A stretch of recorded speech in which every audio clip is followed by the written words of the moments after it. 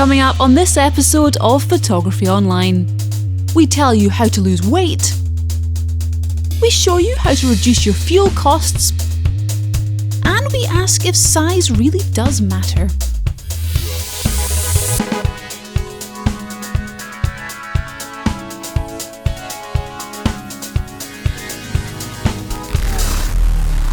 Welcome to a brand new episode of Photography Online, and this month we are a show within a show as we're coming to you from the UK's annual photography show at the NEC here in Birmingham. We'll have a look at some of the highlights of the past few days a bit later on. Before we crack on with this show though, here's our usual quick photography question for you. What was famous landscape photographer Ansel Adams' original career choice? A pianist, B, a dentist, C, a train conductor, or D, a streetcar driver? I'll give you that answer later on. So let's get things moving with our first feature. When it comes to heading out with our camera gear, we naturally want to pack as lightly as possible, but is it possible to travel light without sacrificing the quality of our gear, or is a crumbling spine just an inevitable part of being a photographer? Marcus has been putting his back out in the interest of science.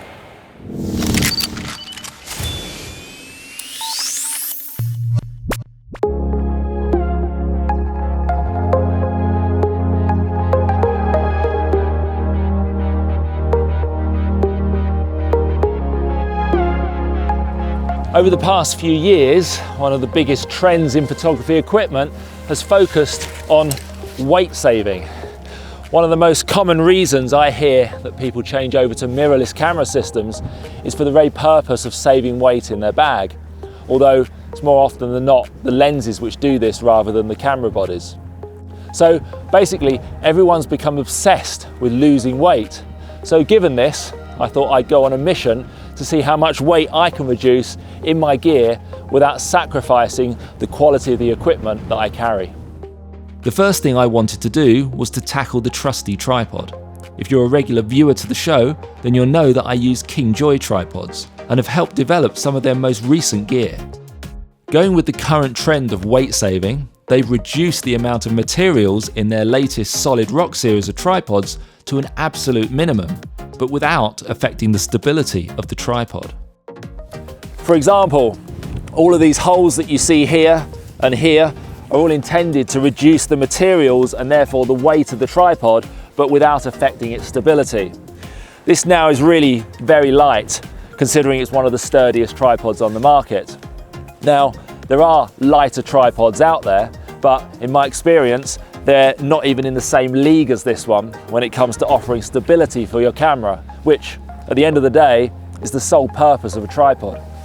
However, once you put a ball head on a tripod, the weight increases dramatically, and it no longer feels like the kind of thing you'd want to carry up a steep mountain. One of the advantages to this tripod is its built-in leveling base. This allows the user to change the angle of the top of the tripod independently from the legs. But this got me thinking, why do we need to have a ball head, or indeed any tripod head at all, when we've got this?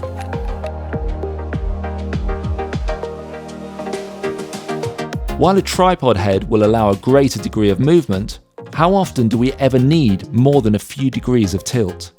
If you have an L bracket, then I can't really think of many situations where you would ever want more than the slightest of adjustments on the left-right axis. You might want more flexibility on the up-down axis, but unless your style of photography is to shoot the ground all the time, then this will be a seldom needed movement. Enter the plate head, a super compact and ultra lightweight tripod head that weighs only 95 grams.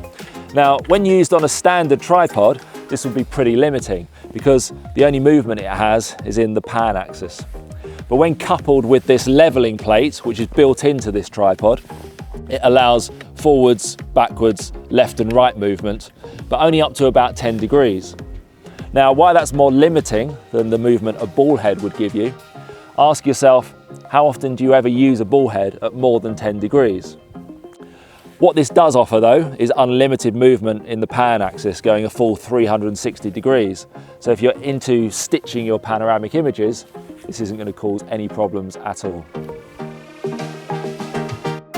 If you want to shoot in portrait orientation, then you will need an L bracket, as you'll need to remount the camera on its side. but most photographers do this when using a ball head anyway. Eliminating a standard tripod head has saved me 500 grams of weight in my gear, but without compromising much in the way of movement. So if I were heading up there today, this would be my tripod head of choice, as it would give me everything I need, but save me a whopping half a kilo of weight on my back. Talking of saving weight on my back, this is another piece of equipment which helps lighten the load without much sacrifice. I recently learnt about this bag, which was described as almost weightless, so naturally I was curious to see it for myself. Z-Packs are a US company who specialise in ultra-lightweight outdoor equipment. this backpack here has the capacity of 62 litres, yet it weighs only 630 grams. The listed weight of this is actually 699 grams, but I've had this on 3 separate scales and they each come in just a couple of grams either side of 630. That's a discrepancy the same weight as a Tic Tac. To put the weight of a 630 gram bag into perspective, my equivalent size low pro bag, which actually fits less gear inside, weighs 4,100 grams, and that's without the padded inserts. That's 6.5 times heavier. You really have to feel this to believe it. If I'd been handed this without knowing who made it, I would have guessed it was made by NASA. Now, although it has no padding, you can easily buy a separate padded lens case which you could put inside, and you can turn this into an ultralight camera bag. It has a dry seal at the top, and all the zips on the other pockets are waterproof. In addition to the main compartment, it has a large front pocket, which is great for storing clothing or accessories. There's also plenty of external spaces for water bottles, etc.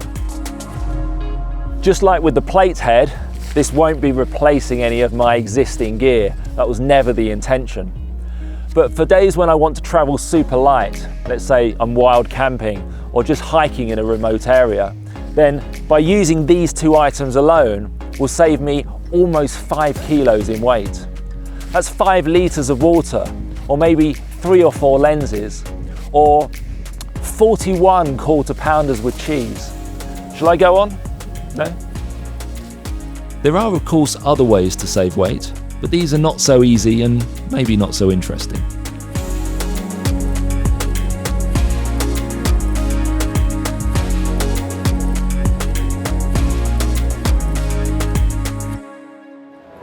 So this is a prototype, and right now I'm holding the only one in existence, but they will be available on our MT2 shop in the future. So if you're interested in getting your hands on one, we popped a link below where you can sign up to be notified.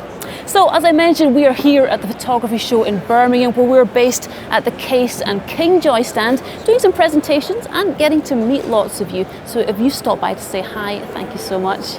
In December, fingers crossed, we'll be recording the show from Venice, where we're holding our annual long weekend workshop.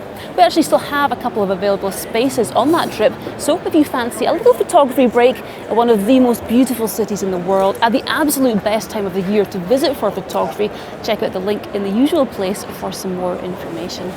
Alright, well, with the increase in fuel costs, it hasn't been so affordable to get in our cars and drive for many miles to get to that much sought after landscape location or wildlife spot. Team member Nick has been thinking of ways to overcome the problem.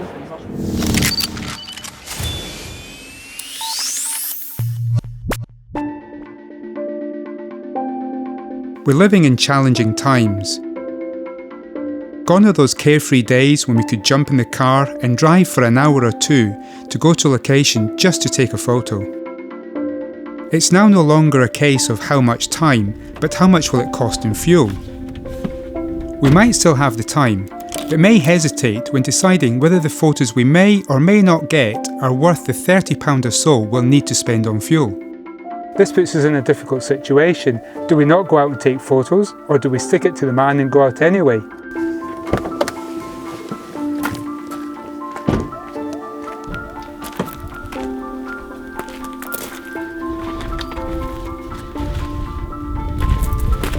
One way we can still have our cake and eat it is to do what not enough of us do: photograph from our doorsteps. The COVID lockdown forced us to do this back in 2020, and now 2 years later it's the fuel crisis.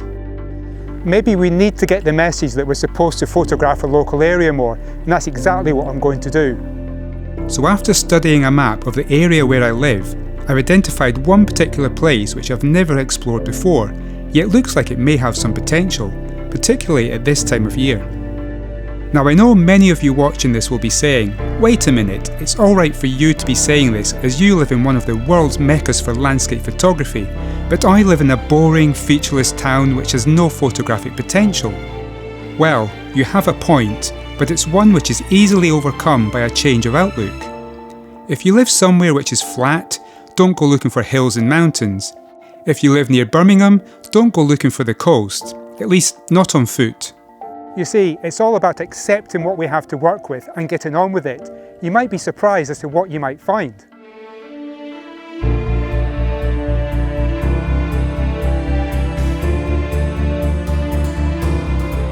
I'm familiar with this waterfall as I come here often by myself and with workshop customers, but it's what's further up the river which interests me today. The map indicates that there are more waterfalls to be discovered, but they're not easy to access. However, I'm up for an adventure, so I think I'll give this a go.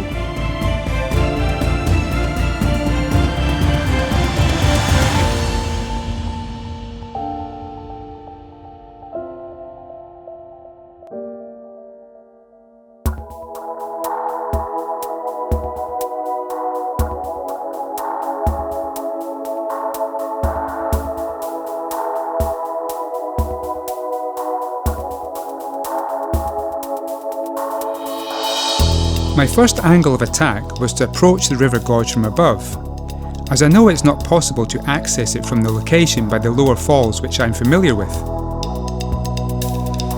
Well, I can hear the waterfall down below me now, so I know I'm getting close. Up until this point, it's been relatively easy to get down here, but it looks a lot steeper from now on, so I've got to find a way that I can safely get down there. No one ever comes here, so obviously there are no paths. It's just a case of forcing your way through thick foliage and low-hanging branches of trees. It wasn't long though before I found a way down to the river, so all was looking good.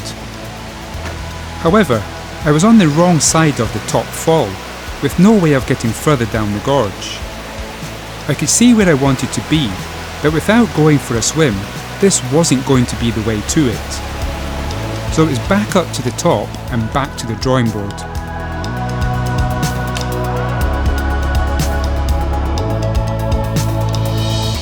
The waterfall up here looks impressive, but obviously I'm above it. I actually need to be below it. Now, I've seen waterfalls further down which have potential, so I'm basically going to try and find a way to get down to them now. In remote places here on Skye, which few people ever visit, there are often sheep paths which allow an easy route to be navigated, but even the sheep don't come here, so progress is tricky and slow. I'm now directly above the waterfalls which I've seen on the map, but as you'll see, this is not the way to get to it, as it's a sheer drop all the way down there. Well, I've tried almost every possible way to get to these waterfalls. I've failed so far. So what I'm going to do is I'm going to go to the previous viewpoint and see if I can find a way in that direction. If not, I'm going to have to go to the other side of the river and try from there. It's worth remembering that it's almost always easier to up-climb a steep slope than it is to down-climb, as if I can get down, then I shouldn't have too many problems getting back up. Had it been the other way around, then I wouldn't have attempted this route. I finally managed to get to the section of river I'd identified on the map, and just as I suspected, it was full of great potential. The waterfall I had initially been standing at the top of was now providing the perfect background to a smaller, more intimate fall, so I set up the tripod. After a lot of effort, I finally got to my viewpoint, which I can pretty much guarantee you that no one else has been to before and taken a photo from. So let me talk you through how I'm getting this photo. I'm using my 70 to 200mm lens, as I want to keep the waterfalls reasonably large in frame. Shooting this scene wide angle would be a mistake, as the subject, which in this case is the waterfalls, would become lost in their chaotic surroundings. As you can hopefully see, this scene is demanding to be taken in the portrait orientation. I'm using a polarizer to reduce the reflections of the bright overhead sky from any wet or shiny surfaces. I'm making sure that any areas of sky are being cropped out of my frame, as I want to ensure the subject is the brightest part of the scene, rather than any small areas of distracting sky. I'm making sure that all image stabilization is turned off. This is important when using a tripod to shoot a moving subject, as leaving IS turned on can introduce unwanted movement. With my composition, depth of field, focus and exposure all set, it was now simply a case of waiting for the sun to go behind a cloud. Shooting this scene in direct light would not provide the best result, as the contrast would be too great. Luckily on this occasion I didn't have to wait too long before the entire scene was cast into shadow and I got the shot I had come for. A shot which I'm confident no one else has ever taken. It's not often that you can say that in 2022.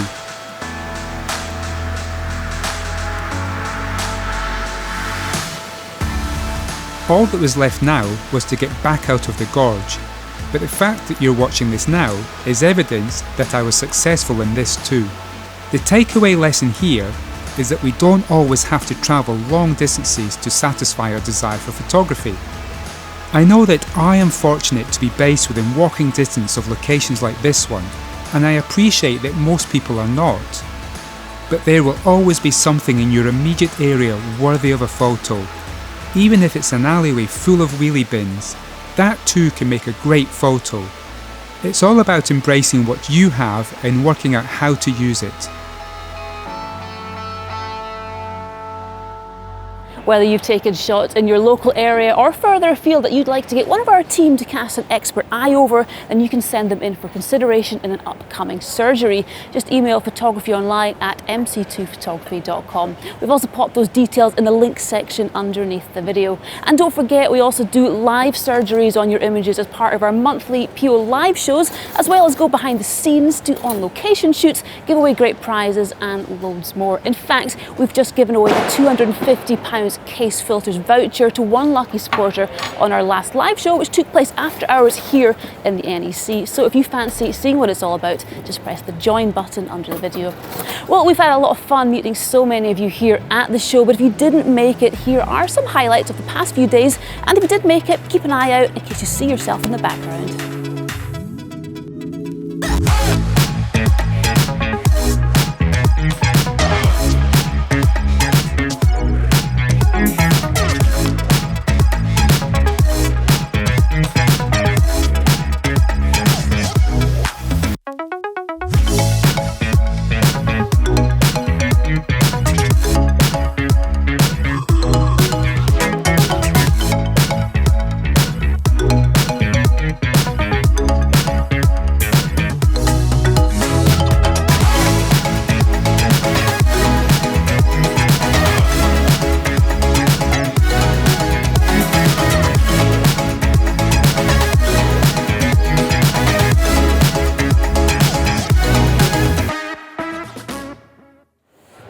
It has been a blast, but just before we move on, we want to announce the winners of last month's competition run in partnership with UL Batteries, where 10 lucky viewers had the chance to get their hands on a battery and charger set for a camera of their choice. Congratulations if you were one of the winners showing on screen now.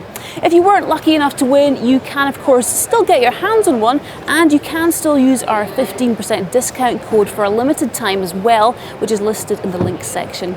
Alright, well, let's move on to our final feature. Marcus has been going around for years claiming that size doesn't matter, but he seems to have suddenly changed his mind.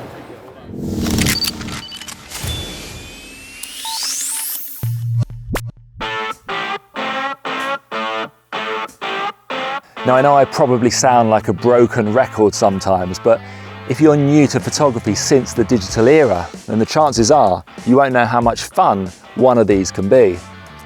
If, like me, you started out shooting photos on film, then you probably used a 35mm film camera like this one here. This is actually my first ever camera, and it served me well for many years, but I rarely use it these days because it simply cannot compete with the quality that I get from a full-frame digital camera. So what's the point in using film anymore, I hear you ask?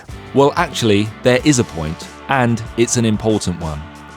There is still a lot of point in shooting a camera like this if you want to engage with the core fundamentals of photography by having to make all the decisions yourself, as the only controls you will have are aperture, exposure time, and focus. That's it. You then have the jeopardy of not knowing if you did things correctly until you develop the film, which is a whole lot more fun than seeing your photo immediately on the back of the camera and then inserting a memory card into a computer and dragging the files into Lightshop or Photo Room. So if you've never tried film photography before, go out and buy a camera like this. It will probably cost you less than £100 and put a couple of rolls of film through it. You'll probably find that it will unlock a whole new level of enjoyment and appreciation for the photos that you take. If, like me, you are well aware of how much fun film can be, then 35mm might be a little limiting when it comes to image quality. Certainly if you're used to a high-resolution digital camera. In which case, you're going to want to get something a little bigger, like this medium format camera. Now, unlike 35mm film, medium format doesn't have a set dimension because different cameras use different areas of the film to record a single shot. This one here is a 6:9 camera, which means the ratio is exactly the same to the one that we're familiar with a full-frame camera, 3:2. However, the image area on this is over 5 times bigger than full frame, and that means 5 times the quality. A decent medium format camera like this is capable of beating any full-frame digital camera when it comes to image quality. But there are a few caveats in there, not least the type of film used. So if you used to shoot film and you want to get back into it because you missed the romance and the experience that digital just can't provide, then medium format could be the best way to go. But we're not finished there because we can go even bigger. This camera uses almost twice as much film as the previous one, so we have in effect doubled the resolution again, now at 10.8 times that of full frame. This will easily beat the highest end medium format digital cameras when it comes to detail, yet we still only have the 3 basic controls of aperture, exposure time and focus. So if image quality is at the heart of your agenda, then it's a no-brainer. Get yourself one of these. But what if you want the image quality, but you don't want to shoot everything in the panoramic format? Well, that's no problem, but we're going to need a bigger camera. Welcome to large format. Just like with medium format, there are no set dimensions for large format, as it's dependent on the camera as to how much film it uses to record a photo. Unlike 35mm and medium format, large format film only comes in sheets rather than rolls. But this opens up a whole new world of possibilities, such as being able to shoot each scene at a different ISO setting, or changing film from black and white to colour between each shot. Whereas medium format film ratios are measured in centimetres, large format is measured in inches. This camera here is a 4:5 camera, which means the film area is 4 inches by 5 inches-ish. Now, the film area of this camera isn't that dissimilar to the panoramic medium format camera that we were just looking at, but we're now at 13 times the size of full frame. So hopefully you can start to see all the options you have in the world of film. A camera like this is easily capable of beating any digital camera on the market when it comes to recording detail. But if you still have any doubts whatsoever, then there is an answer. You've guessed it, we're going to need a bigger camera. This is an 8x10 camera, which basically means the film area is 4 times what we just had on 4x5. So we've now effectively quadrupled our resolution to 55 times that of full frame. We were already well ahead of any digital camera, but now we're just rubbing its nose in the dirt and showing off a bit. To give you an idea of the kind of detail that you would need to get from a digital camera in order to rival this, you'd be looking at getting a sensor of around 1 gigapixel. Now, of course, there'll be the digital die-hard fan club out there that will be saying, well, that's no problem because I can just shoot 33-row panoramic stitch on the GFX 100 and I'll get a 1 gigapixel file. Well, yes, that's true. But then I could say, well, I'll just shoot 10 images on this and stitch them all together, etc., etc. It just all gets a bit boring. But if you really want to settle the argument, then there's a simple solution. We just go bigger.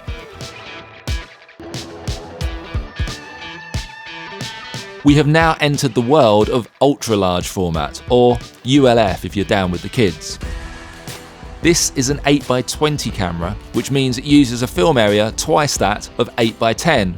So we've effectively doubled the resolution yet again on a single capture. None of that merging frame nonsense. Here, we just need one click to record one moment in time. This is a negative which was produced by this camera.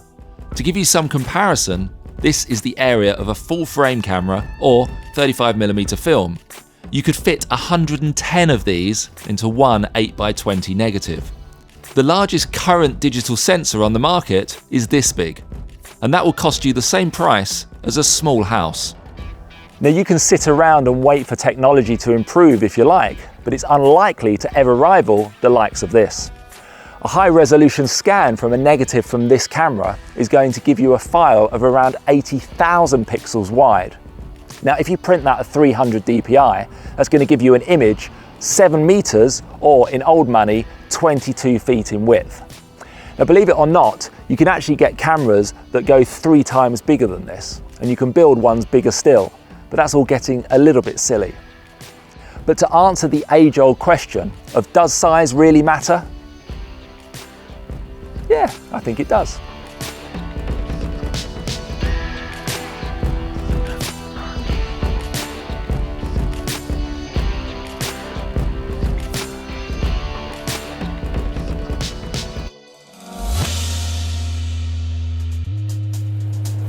All of those cameras and a whole lot more will be available to use on our upcoming winter film workshop on the Isles of Harris and Lewis, where we'll be staying in our exclusive 19th century hunting lodge. Run in collaboration with Ilford, they're sending one of their experts to join us for the week and be on hand to answer all of your film questions. Learn how to use a handheld light meter, shoot colour and black and white film, and then develop it yourself. And we might even have time to make some prints. So even if you've never tried film before, it will be an epic 7 days in a stunning location with amazing company and even better food. Believe me, I've been and it is the best trip. Speaking of trips, just in case you tuned in to see Harry this month, unlikely, but you never know, he's away for a few weeks running our Italian Dolomites and Ottoman Glen Afric trips, but he'll be back soon. Alright, well, at the beginning of the show I asked what was famous landscape photographer Ansel Adams' original career choice. Was it A, a pianist, B, a dentist, C, a train conductor, or D, a streetcar driver? The correct answer was A, a pianist. Congratulations if you knew that one. Next time on Photography Online, we'll be looking at how to predict and capture rainbow shots. We'll be on location with the local Lake District Pro, and Marcus photographs an oven. That's all in just a couple of weeks, so make sure you join us for that. Until then, take good care. But most of all, take good photos.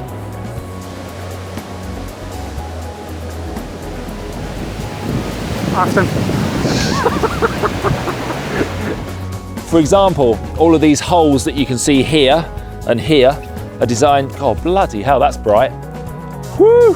What was famous photographer Ansel Adams' original career choice? A, a dentist, B, damn, no.